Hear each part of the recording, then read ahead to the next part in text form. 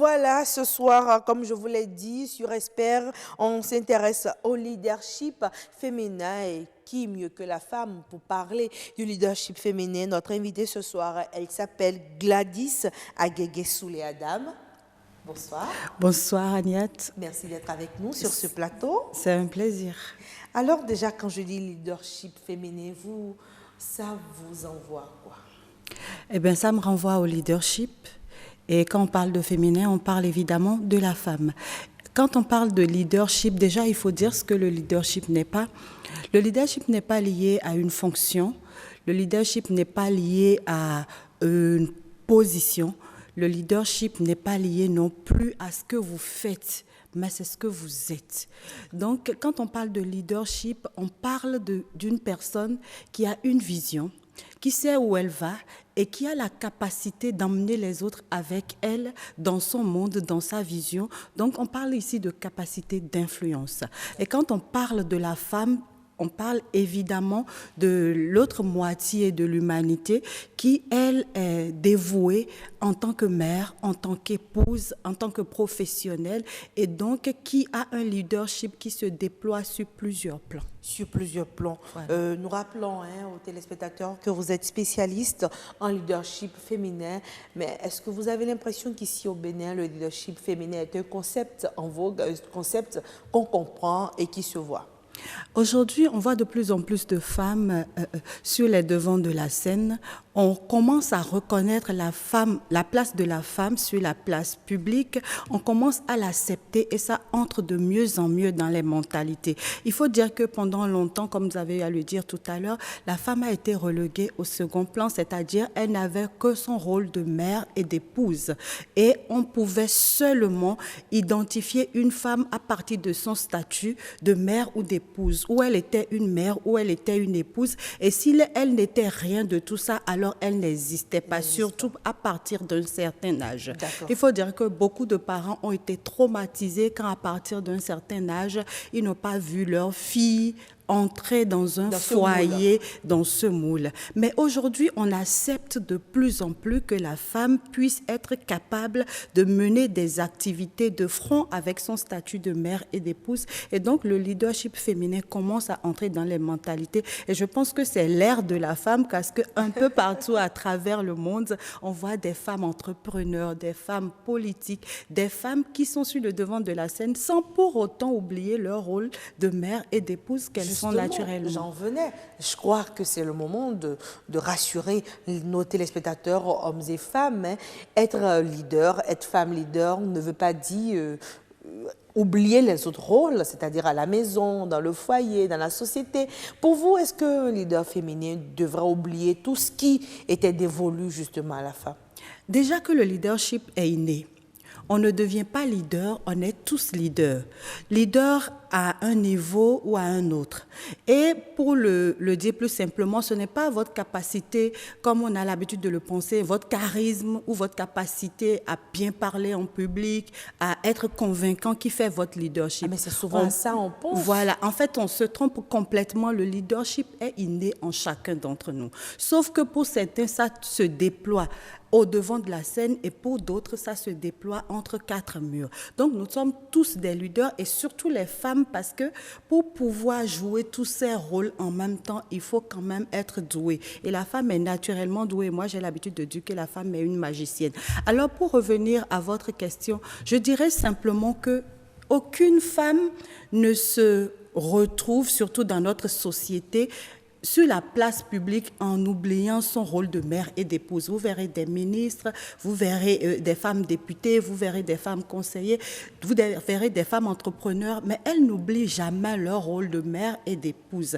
C'est vrai que parfois, l'un des plans peut empiéter sur l'autre, mais la femme s'épanouit en jouant tous ces rôles-là en même temps. Et donc, être leader n'empêche absolument pas d'être épouse et d'être mère. Au contraire, ça vous permet permet d'aider davantage votre mari en tant qu'épouse, de conduire davantage vos enfants sur leur propre voie puisque vous avez trouvé la vôtre. C'est-à-dire que l'homme ne devrait pas se sentir menacé par le leadership féminin? Bien au contraire, une femme qui connaît sa place, qui sait qui elle est, qui sait ce qu'elle veut, qui sait là où elle va, sait ce qu'il faut pour atteindre ses objectifs. Et donc, vous avez à côté de vous une femme que vous pouvez respecter, à qui vous pouvez faire confiance, parce qu'elle se fait confiance à elle-même. Par contre, une femme qui ne sait pas ce qu'elle veut dans la vie peut se laisser aller à faire des choses qui ne cadre pas avec son statut d'épouse.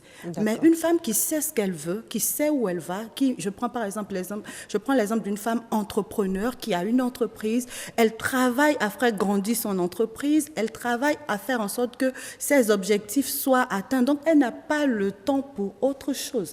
Donc, vous êtes encore plus rassuré quand vous avez une femme leader parce que c'est des femmes qui se font confiance et qui n'ont pas besoin d'être influencées par les autres pour prendre leurs décisions. D'accord, mais pour beaucoup, cet excès de confiance peut s'apparenter à de l'arrogance. Parfois, oui, on peut le penser ainsi, mais quelqu'un qui est bien installé dans son leadership n'est absolument pas arrogant, puisque le leadership est naturel. En fait, ce que vous faites de façon naturelle ne vous amène pas à vous sentir au-dessus des autres, puisque vous savez que vous avez un leadership et que les autres aussi ont le même. Maintenant, quand on se déploie parfois dans un environnement où on a besoin de s'affirmer pour être reconnu en tant que professionnel, que voulez-vous? La femme est obligée à un moment donné de se mettre au-dessus de la mêlée. Je prends mon exemple. Au début de ma carrière, j'ai commencé en tant que technicien supérieur de génie civil et donc j'étais sur des chantiers où j'avais des maçons qui avaient le double ou le triple de mon âge et que je devais commander. Donc à un moment donné, j'étais obligée de me mettre au-dessus de la mêlée, sinon je n'allais pas faire respecter mes ordres alors que j'avais un travail à faire, celui de contrôler leur travail à eux, et si je n'avais pas été obligée, je n'aurais pas eu à jouer un rôle d'autorité et je ne serais pas devenue autoritaire pour autant. Mais simplement parce que vous êtes dans un environnement où on vous refuse votre rôle, votre droit en tant que femme, d'être une professionnelle, d'être un leader, d'être une femme politique, d'être ministre, vous êtes obligée à un moment donné de montrer aux autres que vous êtes bien là en surjouant.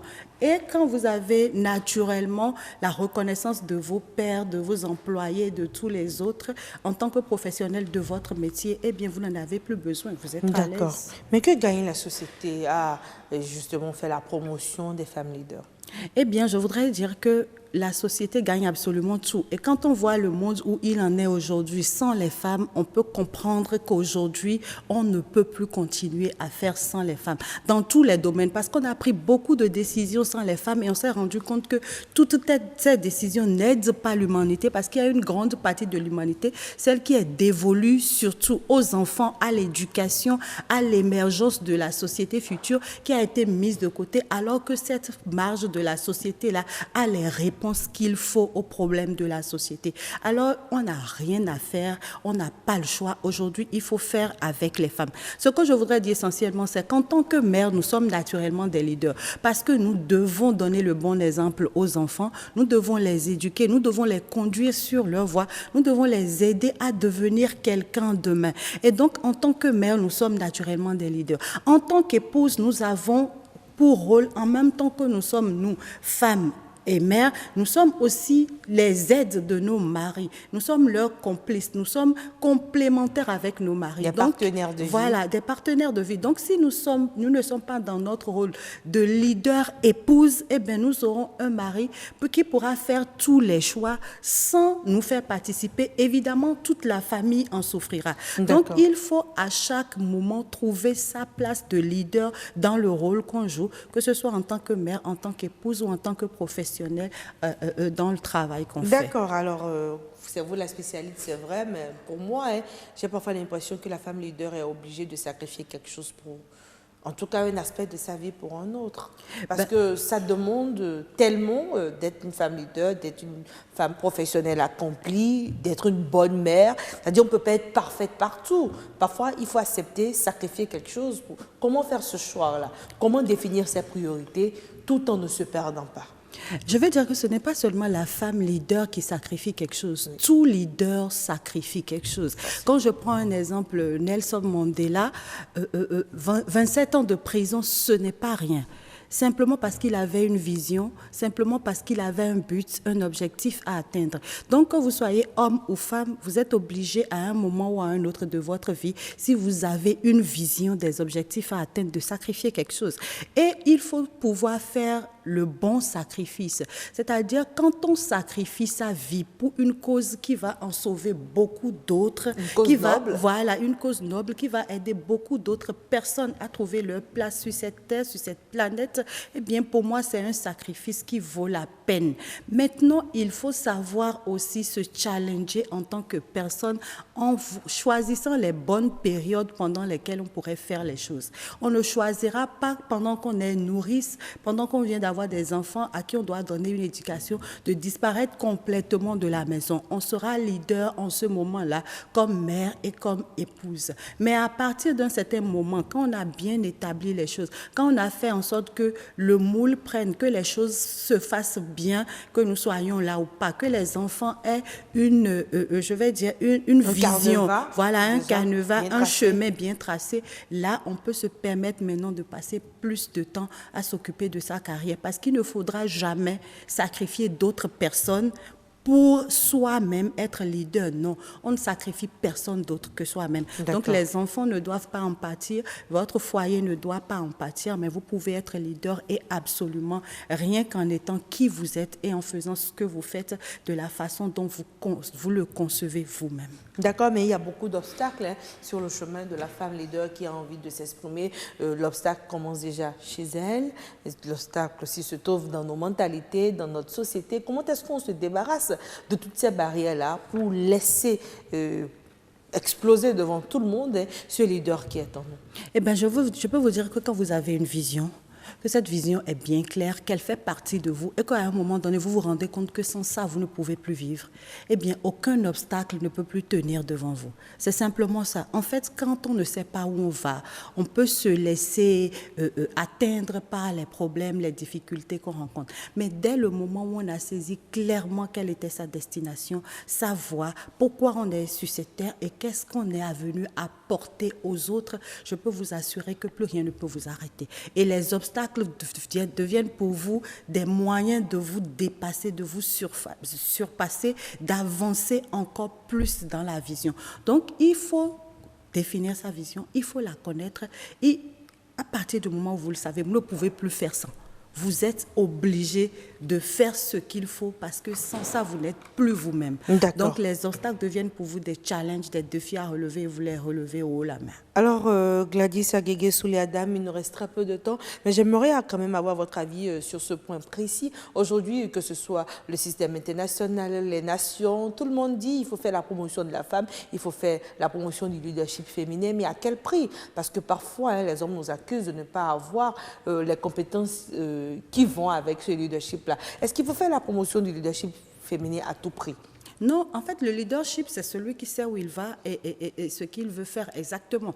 Maintenant, on parle de promotion de la femme parce que longtemps, comme on a dit, la femme a été reléguée à un rôle de second rang qui a fait qu'elle a eu beaucoup de retard. Et comme j'ai l'habitude de dire, quand vous voulez ramener la balance à l'équilibre, vous êtes obligé de déséquilibrer d'un côté. Et je pense que c'est ce qui se passe aujourd'hui. On est obligé de déséquilibrer un peu les choses du côté de la femme pour permettre à un moment donné d'arriver à l'équilibre. Et je suis sûre que d'ici là, et ça se voit déjà, cet équilibre sera trouvé et on ne sera plus obligé d'insister autant là-dessus. Mais aujourd'hui, nous sommes à un niveau où on a besoin de valoriser la femme, on a besoin de pousser la femme à aller au-delà de ses limites parce qu'on l'a tellement limitée qu'elle s'est convaincue elle-même qu'elle n'avait aucune compétence. Merci beaucoup. C'est terminé pour la rubrique Expert.